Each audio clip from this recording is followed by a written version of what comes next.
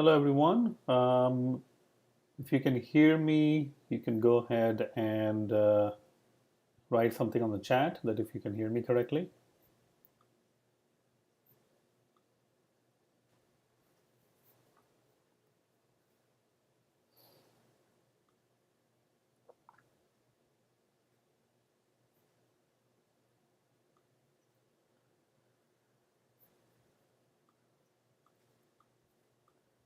Okay, let's see over here.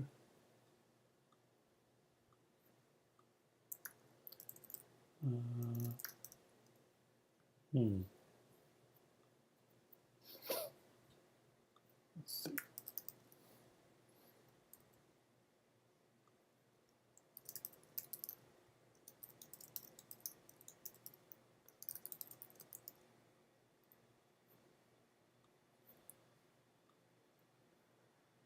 All right. Hey, thank you for joining, Valeria. Where are you from? Where are you joining in from? Greeting from Spain. Oh, beautiful, Spain. I've never been to Spain, but obviously everybody knows Spain is insanely beautiful. Very nice. All right, so we got other people joining in. Go ahead and introduce yourself if you're joining in right now. Where are you joining in from? And where did you hear about this? Where did you hear about this session? Ask me anything. That will be interesting to know because I posted on um, Twitter and emails and all this stuff, but it's kind of hard to track where people are actually coming from. So if you don't know, I'm from Houston, Texas. Want to learn network on Swift? How can I do that? So Mustafa is already asking questions saying, I want to learn network on Swift. How can I do that? So networking on Swift, you should be able to find a lot of different videos about networking on Swift. I guess I would say start using URL session. I mean, that will be the first thing that you should do. I mean, I'm just searching. I mean, I would have also a lot of different videos, Swift UI networking, fetching data. Let me see if I can actually. Yeah, I have a lot of videos also. I think this is one of them. But, you know, I'll just put it over there. I think that's just one of them, but you can find a lot of different videos on that networking. All right. And I would always start simple, you know, not making anything complicated like many of these things that people are doing. Just keep everything simple. It's nice and simple. All right, I took one of your courses recently on combined Udemy. Okay, that's good. That's good. All right, let's see how people are joining over here. Okay. All right, so let's go ahead and get started. This is basically a session where you can ask any question you want, but I'll start with my introduction. My name is Mohammad Azam, and I am the founder of AAM Sharp School. And this is where I post my courses and I host workshops. Uh, Already planning to do workshops in 2025. We're done for the 2024, obviously. So we'll be doing some workshops, a lot of workshops in 2025. These will be like 3-hour workshops. But apart from that, this is the website. It's AAM Sharp School. And this is where I host a lot of my courses. And I'm always working on many different courses. Like this one is the one that I'm currently working on. Full stack e-commerce app. And this is a course that is like one of the best ones because you're going to learn how to create not only the Swift UI application, but also your backend using Node.js, Express.js, and also the database. So I'm still working on it, but let me actually open it up. A lot of sections are already available. So if you can see over here, tour, a small tour, then the building the user registration system, MVC, MVVM, I mean MV and all that stuff, and then tab views, and you can see the list just goes on and on. Updating to Swift 6, Xcode 16. So I keep on adding new sections. So this is already like, say, around 9.5 to 10 hour course right now at this moment. I mean, and I'm not even finished, right? I mean, there are some sections that's going to be coming in the future, so I'm not even finished yet. But this is a really good course.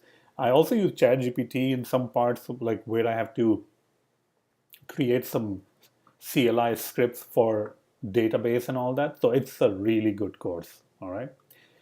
Um, I'll just have a link over here if you are interested. There we go. All right. So let's go back over here. A question from Mustafa is: Do you have any suggestion for Elmofire? You can use Elmofire if you want. Let me actually pull up over here. Elmofire. It's been a while since I actually use Elmofire, but if you're just starting out, you don't really want to go that third party or too fancy. Just start simple, right? Um, just start with URL session. And with ChatGPT, everything has become so simple, right? Simple code to perform whatever request in Swift UI to an API. All right? Look at that. I mean, with ChatGPT, you can just do anything you want. Look at that. It's just telling you all the code. Now, if I had to write this, I would write it in a different way, right? But this will at least get you started, right? This will at least get you started. Now, if I had to write it, yes, I will write it in a little bit of a different way. I'll create like a HTTP client, blah, blah, blah. But this will at least give you a little bit of idea that, okay, this is how I will use URL session. Oh, this is how I will decode the data.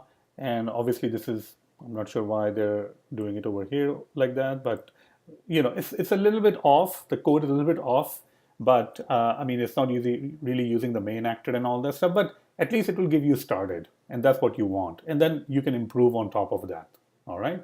So I would definitely, I mean, I use ChatGPT all day long in creating scripts, creating the whole apps. I mean, did you see the recent video that I just posted? Let me actually show you that one. Where is it? Let me actually find it on a different one. I'll find it over here and then I'll show it to you. I'm trying to find it on a different screen, so don't worry about it. There we go. So this is a video that I just posted. I'll have a link over here. Now, I'm not saying that you should just use ChatGPT to copy paste and all that stuff. Just use ChatGPT to learn things, all right?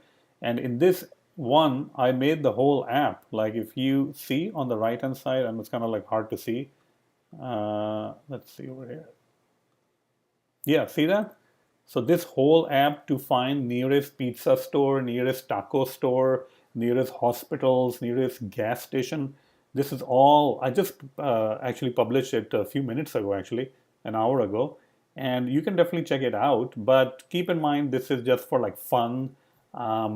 You can definitely learn a lot from ChatGPT, but you need to understand also what ChatGPT is doing, what code it is writing, because it's not like a one-time deal that you're going to just paste the code and, oh, it runs. You're going to have to come back and then you're going to modify the code, right?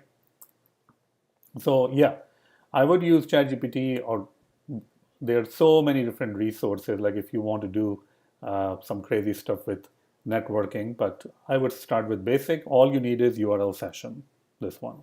So read about URL session, and that's pretty much it. All right. All right, let's see over here. Where are we?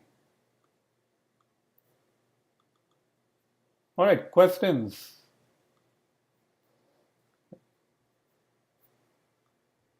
I think somebody was asking some question. I want to work in USA as an iOS developer. How can I? So Ocean Singh is asking, I want to work in USA as an iOS developer. How can I? Well, if you want to work in USA, I think you're also, I guess, planning to come to USA.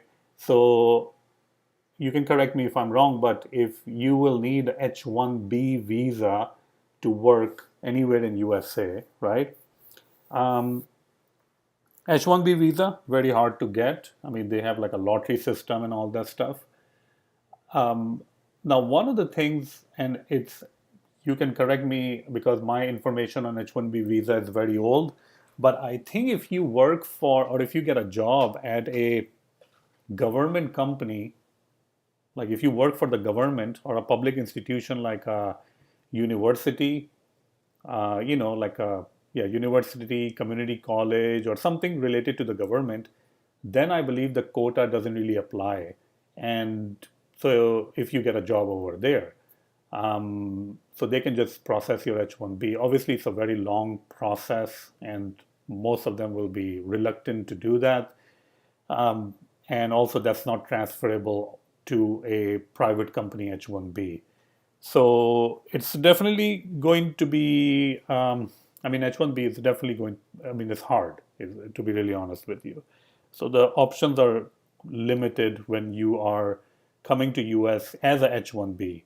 Now, if you are obviously a citizen of US, then your opportunities are infinite number of opportunities anywhere you want. But yeah, H-1B definitely it's tough. All right. I was on H-1B, but very long time ago, probably like 2006 and 2007, I think. So it's been a while. So I'm not on H-1B anymore. I'm a citizen, and it really opened a lot of doors for you when you become a citizen. H-1B, you're kind of like stuck at that job. You can transfer, but then you're always afraid, oh, what if the H-1B doesn't transfer? What if, what if, what if? Um, but if you want to apply for jobs in US, um, I would say build the portfolio, make sure portfolio is online. You can, at that point, then you can start applying so that people will know that, you know, you are you're a good developer and these are the projects that you will work with. But it is definitely going to be hard. All right.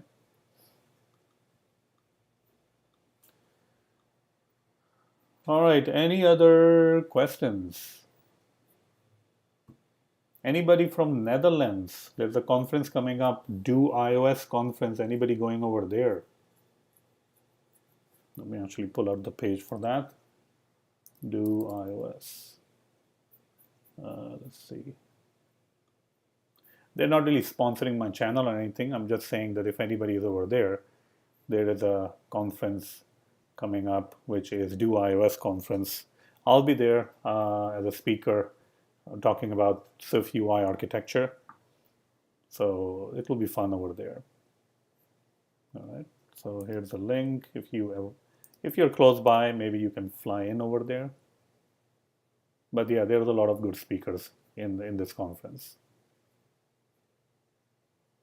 All right. I think there's an Apple announcement coming up next week. Apple event. Let's see over here. But yeah, it's not about Apple events or anything. But if you have any questions, I'm just, you know, going there different websites. But if you have questions, go ahead and try to do that. All right. So the question is from Vinu. Vinu, which is best AI tool for iOS coding, ChatGPT Plus or Cursor AI? You know, I have not really used Cursor AI, but there are some people who are using it. I think Rudrang, I don't remember his Rudrang iOS. Let's see. Is that his website? I think it is his website. Yeah, there we go. So Rudrang Rayam, he is one of those developers who is exploring a lot in Cursor AI. I have not used Cursor, and he's also writing a book. Well, I'm not sure where his book is. Thought it is available somewhere. Music Kit API. I guess I have to search it, but he is definitely writing a book. Oh, here we go. I don't know why he didn't edit it over there. So he's writing a book called Cursor AI for iOS Devs, and it is actually available um, for $44, and he's still writing it. I mean, there's a long way to go, but I think I read one article about integrating Cursor, and it was a little bit like long, and you have to install so many different things. And I was like, I don't want to deal with that right now. But I think Cursor is great, and the videos that I see, I mean, it is very, very powerful. I use ChatGPT, and I just copy paste code and just use it like that if I want to. But yeah, Cursor is also very, very famous. But I think Cursor is, well, ChatGPT is also paid. So Cursor is also, I think you can use the free one, Pro 2 week trial, but then it's $20. So $20 is kind of like the same thing with ChatGPT Plus. It's also $20 a month. I have that plan. But I use ChatGPT for a lot of other things, not only for coding. I mean, if I'm like just recently, I was shopping around for some electricity plans. So I uploaded some PDF document, multiple PDF document, and I just told ChatGPT, just find me the cheapest plan for electricity. So it found it, and I just bought that plan. All right, because it's not as simple as the pricing. You have to take into account a lot of other things. All right. So yeah, I think I already posted it to the book, so you can definitely check it out. All right.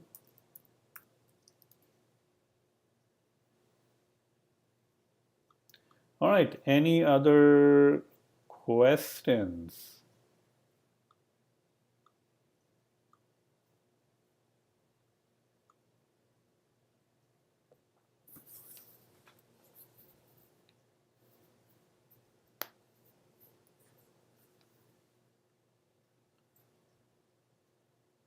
And let me ask you this question. Actually, that's more of like my own website stuff.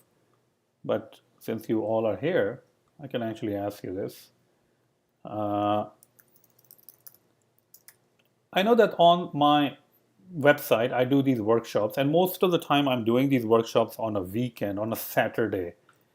Now, for developers, is that a good time to do the workshop, or do you prefer to be in the weekdays, maybe after work? So think about this. After work means it can be from 7 to 10 p.m. Central. I know it's kind of late. It can be 7 to 9 p.m. Central. I do it on the weekend, in the morning time. And, weekend is kind of hard for people to sometime attend. But think about it. Or do you want to do it in the middle of the day? But then if you're at work, how are you going to attend the workshop? So those are some important things to consider. Okay. The question is from Gabriel. He's saying, what does the tech job market look like in Texas these days? Given recent layoffs across the industry, what trends are you noticing in terms of job availability and demand? Um, I don't really keep that much up with the Texas job market because over here there is no iOS development going on at all, no native going on in Texas. All right. Um, all of the things in Texas that is going on is .NET, maybe React Native, and I'm actually not even interested in working for any company in Texas because any company that you work over here, you have to actually go to work. Like you have to, like, there's no remote. Like it's very hard to get a remote work done over here, and travel time can be ranging from an hour, hour and a half one way, so 3 hours in the car each way. I mean each day. Um, so even if you go to like Indeed.com or something, you will find like the most of the jobs, let's say Houston, Texas, like iOS native developer. Uh, See that? I mean, if you search for native developer, you get like 3 jobs over here. All right. And none of these companies I've ever heard of. So I guess if you search for iOS developer only, you will get a little bit more to the, oh yeah, 9 jobs. See that? And if I do the same thing, let's say Austin, okay, not that much, but 25 plus jobs, okay. And obviously, if I do it in San Francisco, 50 plus jobs, I think there will be way more. I don't know what they mean by plus. I mean, it can be like forever. But yeah, so Texas, I would say it's not much going on. Well, in Houston, at least where I live, it's not really much going on in terms of, you know, iOS native development, and it has always been like that in Texas and especially Houston. We are not known for using any kind of a cutting edge technologies. There are like large companies in Houston, like you have like oil and gas companies and finance companies and retail companies, and they're using like 10-year-old technology. All right, and they have no plan to move, no plan to do anything. So that's just very common things that I've seen. And yeah, they're not going to change anytime soon. I think it was, I know it was not recent, but it was in 2000 and probably 2015 or 2014. I was working as a consultant somewhere, and they were still using Windows XP, if you can believe it, in 2015. So yeah, we are not really, Houston at least is not really known for advancements in technology, or we are good in medical or medicine, but not in technology. All right. And for Houston trends, the only trend is .NET. .NET developer, Xamarin maybe React Native, but it's mostly enterprise apps, so that's why. All right. What tech stack to use for backend services, Node, Spring Boot, anything you want. I mean, you can use any tech stack that you want. Your options are unlimited. If you want to live in the iOS ecosystem, if you want to live in the iOS ecosystem, then if you want to create a backend, then you can say Vapor, Vapor iOS. You can definitely use Vapor, this one. I have a course on Vapor, by the way, but yeah, you can use Vapor. That's perfectly fine. I use Express.js, and the reason I use Express.js is I teach Express.js also, or I teach full stack web development. So I'm comfortable with using Express.js, and I like I like JavaScript because it's a dynamic language, so I don't have to create those DTO objects. Well, not the DTO, but I don't have to create it multiple times, and I just like the dynamic nature of JavaScript. So it kind of helps me create apps a little bit quicker. Vapor is a great option too. I mean, if you want to use Vapor, that's perfectly fine. Node.js, if I/O intensive, Spring Boot, if it's compute. Yeah, Spring Boot is great also. Just start with anything. I think most of these frameworks are very much alike. So if you learn Express.js, you can easily understand Vapor. If you learn Vapor, you can easily jump onto Flask in Python or Spring Boot. They're all alike. I mean, the syntax is obviously different, but they are all very alike. All right. But yeah, if you want to stay in the iOS ecosystem, then Vapor is your good choice because it's very popular. And with async in a way, it's you know it's it looks much better, and it's easy to understand. And their website, actually, they just updated it, I think a couple of months ago. It looks really nice now. All right.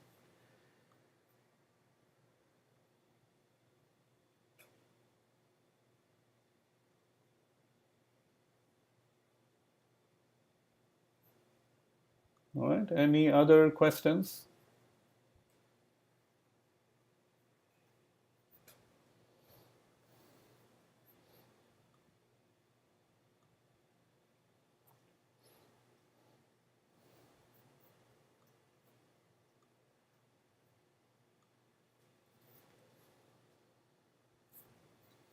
Right.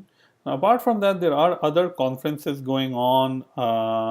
Again, these conferences, I'm not getting paid or anything from them. I'm just talking about these conferences. There's another conference. Uh, at present, I have submitted the session for this, but this is it's under review, and this is the Arctic conference in Finland. So definitely a great place to visit, I think. So there's another conference in March. There's a question, what's your views on KMM Kotlin multi-platform? I have never really used Kotlin multi-platform. The only thing I used was React Native, and I've used Flutter. And I really liked Flutter when I was working with Flutter. But all of these multi-platform, they're perfectly fine. I know that if you are iOS developer, you don't really like these kind of things. Um, Most of the iOS developers don't really like these kind of things, but you know, it's a requirement for the job. I mean, sometime when you're working for companies, they just want one solution to work on all devices, multiple platforms, and Flutter and React Native and all these other cross-platform frameworks helps to do that and save them money. That's nothing wrong with that.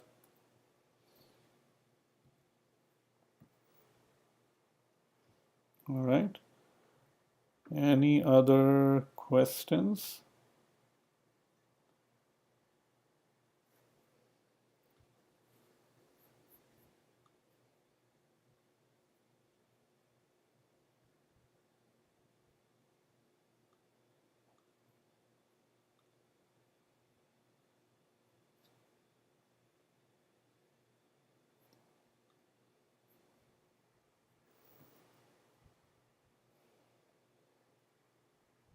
All right. Any other questions?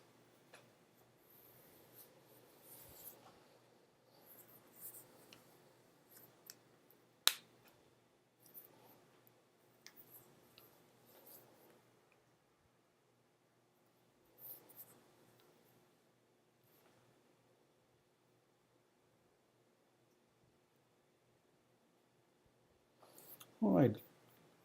So I was talking about a little bit about conferences. This is another conference which is called the Arctic Conference in Finland. It's in March. Uh, so if you are near that area, you can definitely apply to get over there. I think they will have like workshops and stuff. And another conference is Swift Craft. This is where I spoke this year in May 2024, and they are hosting it again in 2025. So if you are in UK or near that area, that's another great conference. Another question is, should one learn Android along with iOS, as nowadays companies, startups require both in mobile developer? Um, Yeah, I think learning or knowledge is always good. I would definitely get comfortable with one of the frameworks first before jumping, or switching around too much. So if you are definitely comfortable with Swift UI and iOS architecture, then you can learn Android. I think knowledge is never really wasted. So the things that you will learn in Android, they can affect the way that you write iOS code and vice versa. So it will complement each other definitely. I mean, I use a lot of techniques from React, and then I try to apply it um, in Swift UI. I think if I have that open, let's see. Oh yeah, it's right here actually. You see that one of these techniques that I'm applying over here, let me actually zoom in a little bit, is if this is my view right here, what I'm doing is I'm creating this or accessing this sort function, which is a sort, I like to call it hook, just like in React. And then using that, I am sorting these things. So how did I come up with this? Well, it's from React. This is all from React hooks that I have implemented in Swift UI. All right. So the other question from Gabriel is, what's your favorite Swift conference globally? I'd love to hear your thoughts on which one stands out. Wow, that's a difficult question to answer, because there's so much going on in a conference, and I go there for the conference, but they're also like the exchange with people, like just a water cooler talk, like when you're talking to people, um, and and it's just the environment also. So unfortunately, I can't really pick any one because because I have to take into account the whole thing, right? I mean, Swiftcraft was really good, but then same with I went to in Chicago conference, right? So the deep dish was really good, meeting old friends over there. If you remember 360 IDEV in Denver, I've you know presented over there multiple times. So all of those conferences, I love TriSwift. I love TriSwift conference, and then I'll be speaking at Do iOS conference in Amsterdam. So it will be a whole experience just going to Amsterdam for the first time. You know, visiting museum, visiting different places. So I have to take into account the whole experience. With UK when I went there in April, I think, yeah, April or May this year, it was a great experience. Very nice people in UK. They helped me a lot, like catching the right train, and then going to Folkestone, which is like a 2 hour away from the main London part. So the whole experience is just amazing. And in each of these conferences, they bring different values, and I just learned so much from these conferences, and then I try to apply it uh, in my code and in my own environment. All right. Um, there are conferences that I definitely want to go. I think the Singapore conference, I definitely want to go over there, but I've never been selected. I've applied, I think, multiple times. But hopefully one day I'll get selected for the Singapore conference and I will be able to go there because, it's not only the conference, it's the Singapore itself. And then try with Japan. Again, visiting Japan will be awesome. So the whole experience, yeah, I think different country, it just amplify the conference itself. The location where the conference is I think very important also. So I have to take into account all of those different things. Yeah. Another question is from Vinu, and which is, do you think with rise in AI agents, we will see high competition for SaaS business, which will eventually give better quality of service for consumers. So AI agent, you mean like a chat agents or something? Um, yeah, I guess. I mean, chat agents for quick kind of like information, like if I want to find out some information about my flight, I would just rather ask a chat agent quickly that this is my flight number and maybe I want to change my seat or something rather than on the phone for a long time. Um, Software as a business, I mean, depending on what kind of customer service you're providing and what kind of customers you have, um, and what kind of services you're providing, sometimes I think it's much better to just talk to a real human. So, so it really depends on the type of work. I think if you are an e-commerce store and if I just want to find out where my order number is, then yeah, I'll just go to Amazon and use the chat and put my order number and try to find out where my order number is, like what's going on with my order. But if I had a very particular question, I know that chat cannot really answer. So I guess chat is mostly used for informational type of questions or performing queries. But if you have a very specific question, uh, then you'll have to actually talk to a human being. But yes, I think depending on the SaaS business, I think they can definitely provide a lot of value to the existing customers.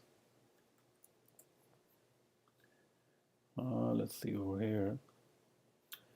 So we have another question, which is, does big companies FANG ask data structure problem in their interviews for iOS developer roles? Yes. If you go and interview at any of these companies like Facebook and Microsoft, Apple, they are going to ask you data structure related questions. So that might be about like binary search in a tree.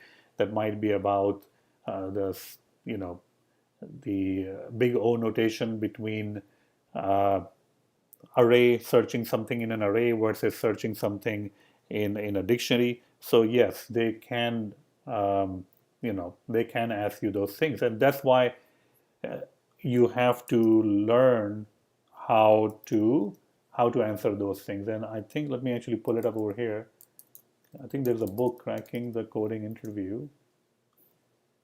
So I think this is one of the most popular books about the coding interview, and I'll share the link. I have personally not read this book, but I have heard good things about it. So definitely you can check it out. All right, it's on Amazon, and yeah, there are so many books. I guess you can read all those things, but this is, I think, the most famous one. Mhm.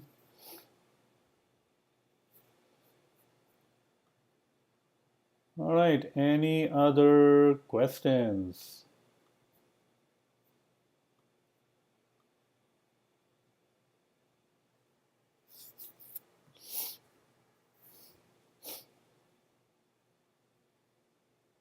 I think it's also important to write about coding, like publish it on Medium, publish it on your own blog, maybe create a video. If you're looking for a job, those things also count because they will be kind of like your technical resume, right? I mean, if you're writing some technical articles with code or creating some videos, so those things are your technical resume that recruiters or team leads or someone, they can just look at it and say, oh yeah, I like what this person is saying.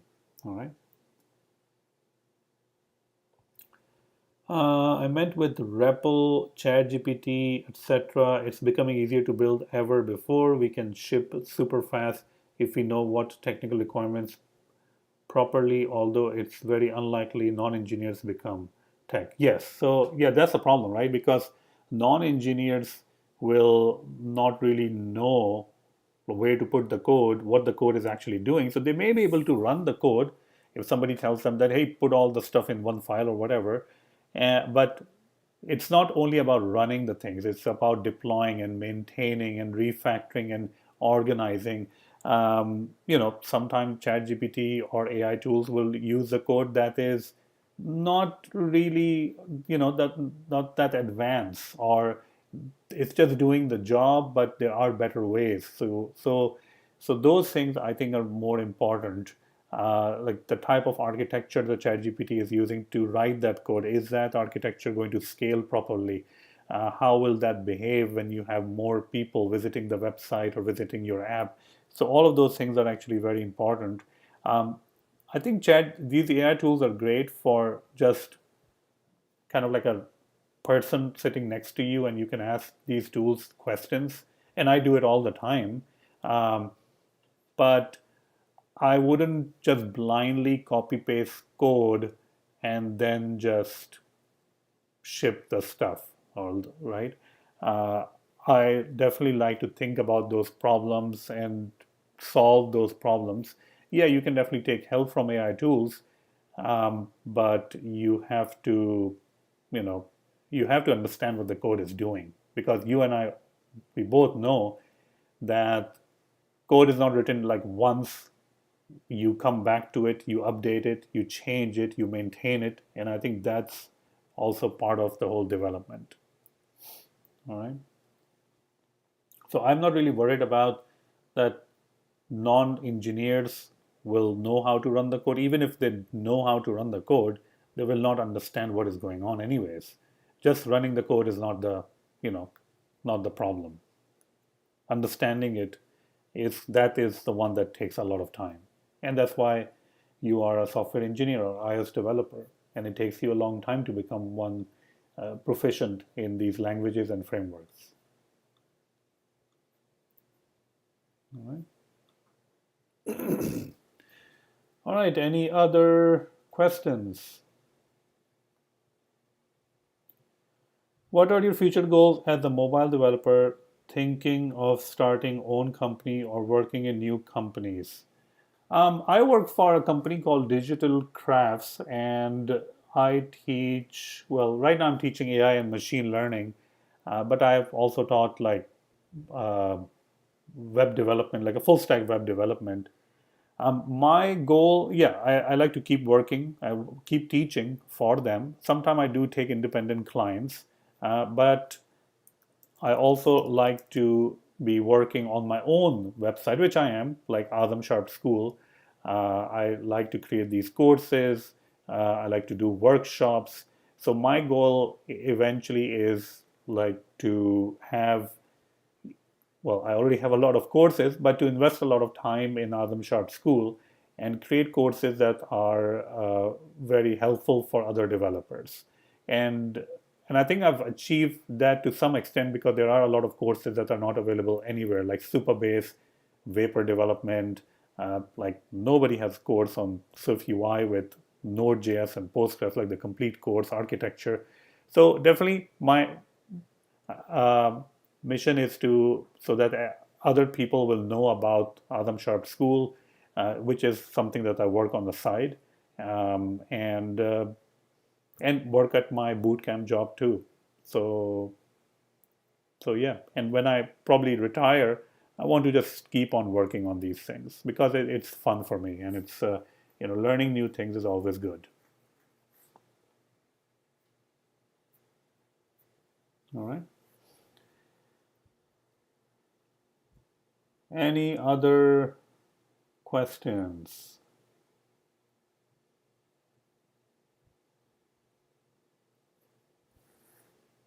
I always also thought about like doing some sort of a boot camp for iOS developers.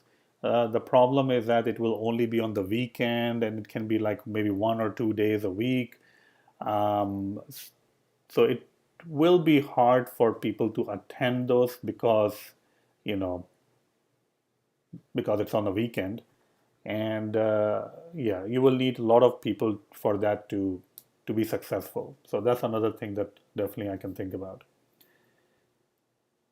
Um, so Vino's saying, wow, I didn't know you teach full stack MERN or MEAN as well. Can you please share the link to these full stack courses? So I actually work for Digital Crafts. So it's Digital Crafts, this website. There we go, this company. I work for them. And they do have different boot camps. Now, currently, I'm teaching AI machine learning. So some other instructor is teaching full stack web development. All right. But yeah, I have taught full stack web development for Digital Craft for a very long time, for at least 5+ years. But right now, some other instructors, I'm currently focused on AI and machine learning using Python, so I'm teaching that. All right. So that's their website for AI machine learning. It starts with introduction to Python, then some, machine learning stuff, deep learning stuff, natural language processing, and all that stuff. So they have like 6 different courses in this program. Each course is 5 modules. Each module is 1 week long. And this is an accredited course, so you get the credit for, if you take these courses, you get a credit and you can transfer it to whichever university or whatever you want. All right. But these are obviously long programs, right? I mean, there's like 6, 7 months because you're doing like 6 different courses. So these are long programs. Yeah. All right.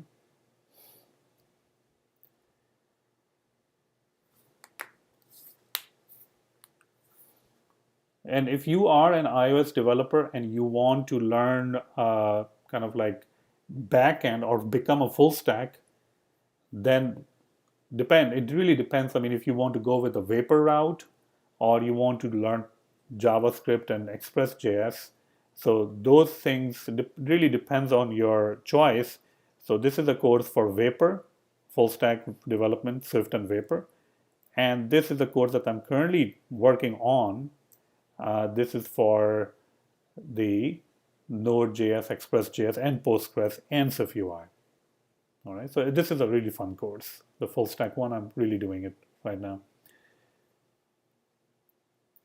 Some great resources for computer vision, AI, and ML and iOS apps. Well, luckily, I've actually created a course on AI and machine learning, which is this one. Let me actually put the link over there, copy link address. And I also do a workshop. I mean, it's not available right now, the workshop, but I also host a 3-hour workshop on AI machine learning using CreateML, where you will learn how to perform image recognition, sentiment analysis, object detection, and also tabular data. So it covers all the big pieces of it. That workshop I'll host next year. I'm taking a little bit of a break from the workshops.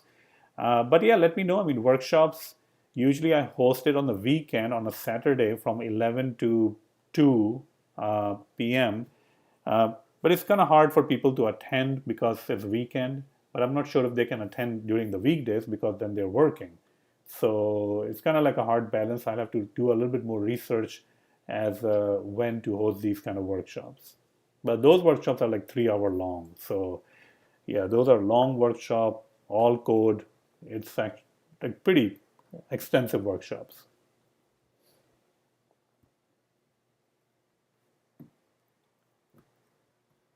All right, everyone. Any other questions before we wrap up?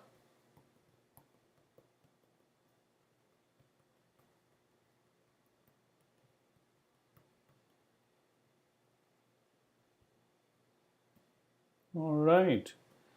All right. Well, thank you so much for joining, everyone. I hope that you have enjoyed it. And probably we will do that. Now it will be like next year because in a couple of weeks I'll be leaving for the conference and I'll be there for a couple of weeks.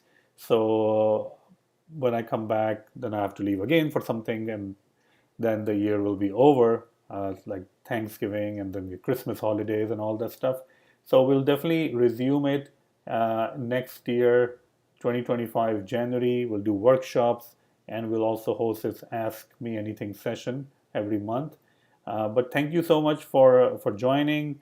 And yeah, if you have friends, colleagues, tell them about AUM Sharp School, tell them about the workshops, and hopefully I'll see you in one of my workshops or one of my courses. So again, thank you so much, and I will see you in the future. Thank you.